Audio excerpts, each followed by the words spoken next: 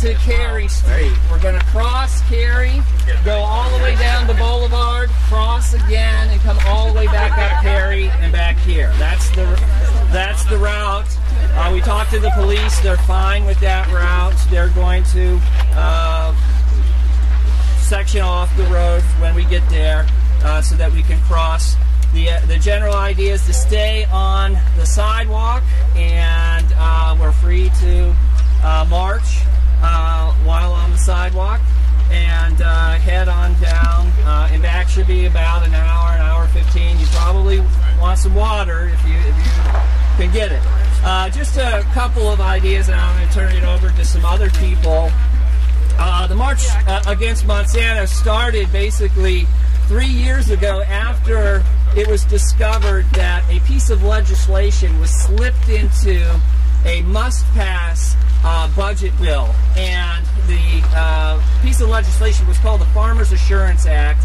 It came to be known as the Monsanto Protection Act. And I just want to tell you what it means, because I think if you just hear about this, you'll know a little bit about why we're marching against Monsanto. First of all, it said, and this was actually written by Monsanto, given to a senator who was retiring, who slipped it in at 11:58. Wow.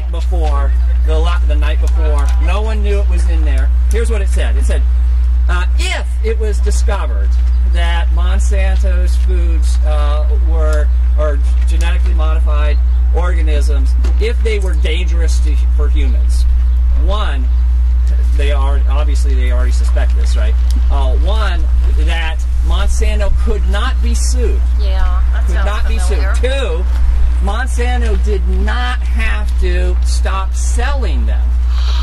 And three, they could continue. Well, most of the time when a food is considered hazardous, it has to be pulled from the shelves. So they didn't have to stop selling them. And three, they didn't have to stop making them.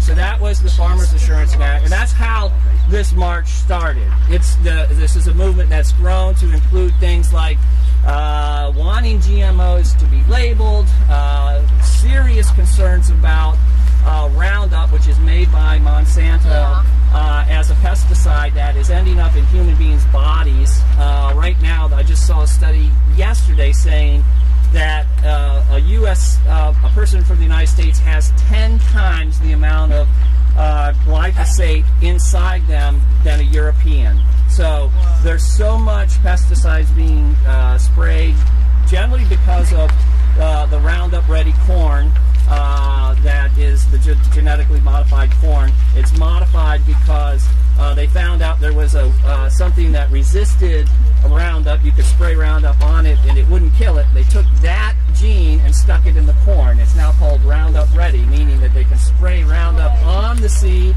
they can spray Roundup on the plant while it's alive, and it doesn't kill it. And that's what that's the GMOs we're marching against here today. This is increasing the pesticide use. It's the plants are sucking the pesticide out of the soil. It's getting into your bodies and your children's bodies. And this is what we're largely talking about. So when it says on our thing, GMOs are poisoning our food, that's what we mean. So we're calling for labeling, and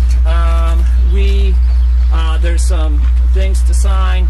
And I just want to thank you guys so much for being here. It's a beautiful day.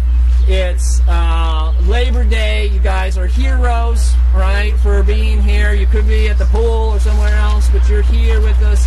We're so proud you're here. Let's have some fun. Let's be loud, and let's let people know. All right, our next speaker is going to be Lee Williams. Right on, Lee. I'm going to see if I can shout, too, because I'm really bad at holding the megaphone. I wrote out a speech really fast because I can't do that. I'm not a college professor. I can't speak in front of a crowd, so bear with me. Studies show that more than 90% of Americans support mandatory labeling of genetically modified foods, or GMOs. Ever since GMOs entered the market 20 years ago, we've been kept in the dark about whether foods we feed our families contain GMOs. While our reasons for wanting to know what's in our food may vary, what unifies us is the belief that it's our right to know. Without labeling of GMOs, we cannot make informed choices about our food. The Just Label It and the Right to Know campaigns were created to advocate for the labeling of GMO foods. Unlike other developed countries, including 28 nations in the European Union, Japan, Australia, Brazil, Russia, and China, the United States does not require any law to label genetically modified foods. Yet polls have repeatedly shown that the vast majority of Americans support mandatory labeling. Vermont, Connecticut, and Maine have already passed labeling laws. In the past 2 years, more than 70 labeling bills or ballot initiatives were introduced across 30 different states, including right here in Virginia. Last General Assembly, Republican delegate Bill DeSteff from Virginia Beach tried to pass the House Bill 1591 that went into the Agricultural Committee, and they never turned it over. They never talked about it. We're hoping this year, he's currently running for the Senate in that district. We're hoping that he will stay in office one way or the other and reintroduce this as a Senate bill or again in the House next term. That's what this petition going around right now. The yellow petition is for our Virginia General Assembly. On our website, on our Facebook event page, there are two federal-sized petitions. One's for the FDA, requesting that they label everything. The other one is for Congress. So please hit those 3 petitions. One's here and will eventually be online. The other 2 are on our Facebook event page.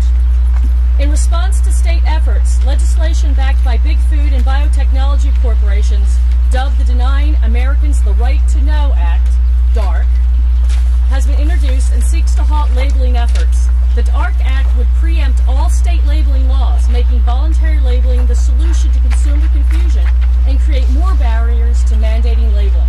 We have a right to know about the food we eat and feed our families. Under current FDA and federal regulations, we don't have that ability when it comes to genetically engineered and modified foods. The number and the variety of GMO foods reaching grocery store shelves has grown exponentially. In 2014, the Grocery Manufacturers Association estimated that GMOs are present in 75 to 80% of all conventional processed foods. There's been no proper regulation, human health testing, or labeling. It's all well and good that we're motivated to come out here on this beautiful Saturday and join millions of people all over the world to march against Monsanto. But we need this fight to go to our legislators. We need real change. That's where we're going to start with these petitions. We're going to have a lobby day, next General Assembly, and we're going to make this happen. We're not going to go away. We're going to get louder and stronger.